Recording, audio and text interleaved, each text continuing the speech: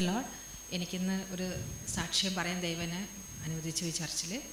എന്നുവെച്ചാൽ ഞാൻ ഒരു 22 വർഷം ഞാൻ എഞ്ചിനീയറിംഗ് കോളേജിൽ വർക്ക് ചെയ്തൊരു ടീച്ചറാണ് ഞാൻ. അപ്പോൾ കുറച്ച് വർഷം മുന്നേ, ദാറ്റ് ഈസ് 6 years ബാക്ക്, എൻ്റെ ജോലി പോയി. റോ ഹെൻറി പാസ്റ്റർ ഇവിടെ വരുന്നുണ്ട്, അയ്യോ എനിക്കൊന്ന് കാണണമല്ലോ എന്ന് പറഞ്ഞ് ഞാൻ ഇങ്ങോട്ട് വന്നു.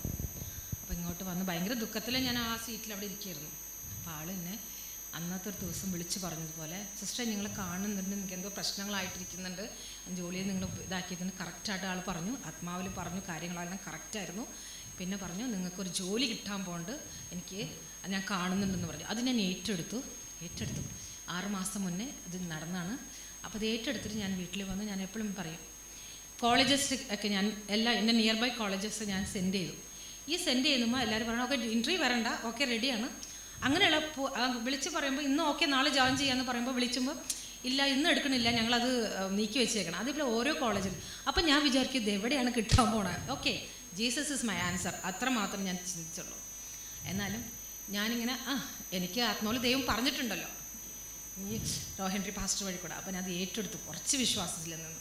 പെട്ടെന്ന് എനിക്ക് എൻ്റെ ഒരു അറിഞ്ഞൊരാൾ പറഞ്ഞതുപോലെ ഒരു ഹോസ്പിറ്റലാണ്, ആ ഹോസ്പിറ്റലിൽ ഒരാളെ വേണം എനിക്ക്, അപ്പോൾ രാജിക്ക് വരാൻ പറ്റുമോ എന്ന് ചോദിച്ചു. ഞാൻ പറഞ്ഞു ഞാൻ ടീച്ചിങ് അല്ലേ, എനിക്ക് എങ്ങനെ എന്താ ചെയ്യാൻ പറ്റും, എനിക്ക് അറിയില്ല എന്ന് പറഞ്ഞു.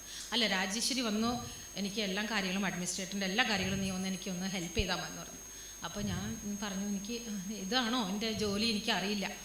അപ്പോൾ ഞാൻ അവിടെ പോയപ്പോൾ അവിടെ സ്ഥിതികളൊക്കെ മാറി. അവിടെ എന്നുവെച്ചാൽ എന്താ പറയുക, രോഗങ്ങളൊക്കെ 22 ദിവസമൊക്കെ കെടുത്തി ചികിത്സകളാണ് അവിടെ വന്ന് അവിടുത്തെ MD പറയും ഇരുന്ന് പ്രാർത്ഥിക്കാൻ പറയും, കാലത്ത് വന്ന് തന്നെ പ്രാർത്ഥിക്കാൻ പറയും. അപ്പം ഞാൻ പ്രാർത്ഥിക്കും. അപ്പോൾ പ്രാർത്ഥിച്ച് എല്ലാം കഴിയുമ്പോഴേക്കും അവിടെ ഭയങ്കര സന്തോഷം. രോഗികളൊക്കെ വരുമ്പോൾ എന്താ പറയുക, പെട്ടെന്ന് എല്ലാതും മാറി പോവണം അവിടെ. അപ്പോൾ ഒരു ലേഡി ഡോക്ടർ ഉണ്ടായിരുന്നു. ആ ലേഡി ഡോക്ടറിൻ്റെ ഹസ്ബൻഡ് 8 വർഷമായിട്ട് ബൈബിൾ തൊടാറില്ല, വായിക്കാറില്ല, ഒന്നും ചെയ്യാറില്ല. അപ്പോൾ അവരുടെ സുവിശേഷം പറഞ്ഞു, കാര്യങ്ങളൊക്കെ പറഞ്ഞു, പിന്നെ അവർക്ക് വേണ്ടി പ്രാർത്ഥിക്കാനൊക്കെ പറയും. അങ്ങനെ പ്രാർത്ഥിച്ചിട്ട് അപ്പോൾ അവർ ഒരു ദിവസം വന്ന് പറയണം എൻ്റെ അടുത്ത്, എൻ്റെ ഹസ്ബൻഡ് ബൈബിൾ വായിക്കാൻ തുടങ്ങി, പ്രാർത്ഥിക്കാൻ തുടങ്ങിയെന്ന്. അങ്ങനെ കുറേ കാര്യങ്ങളൊക്കെ അവിടെ നടന്നു.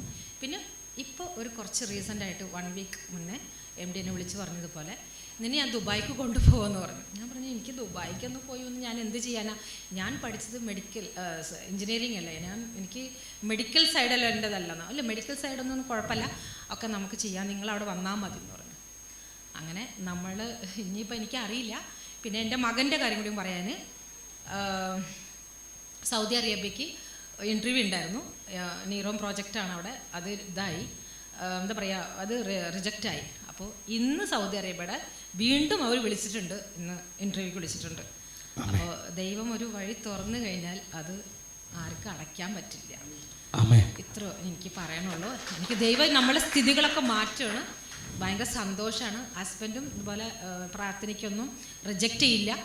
അവിടെ എന്നെ പറ്റി അവിടെ പറയുന്നുണ്ട്, ഇങ്ങനെ യേശുവിനെ വിളിക്കുന്ന ആളാണ്, ഞാൻ അങ്ങനെ ഡിസ്റ്റർബ് ചെയ്യില്ല. ഒരു ദിവസം പെട്ടെന്ന് ജോർദാനിലേക്ക് പോകാൻ ആൾക്കൊരു ചാൻസ് കിട്ടി. ജോർദാനിൽ നിന്ന് എന്നെ വിളിച്ച് പറയണം നിൻ്റെ യേശു നടന്ന സ്ഥലമാണെന്ന് പറഞ്ഞിട്ട്. അപ്പോൾ എന്നെ വിളിക്കണം. അപ്പോൾ ഞാൻ പറഞ്ഞു എന്നേക്കാളും നിന്നെയാണ് സ്നേഹിക്കണം ദൈവം എന്ന് പറഞ്ഞാൽ.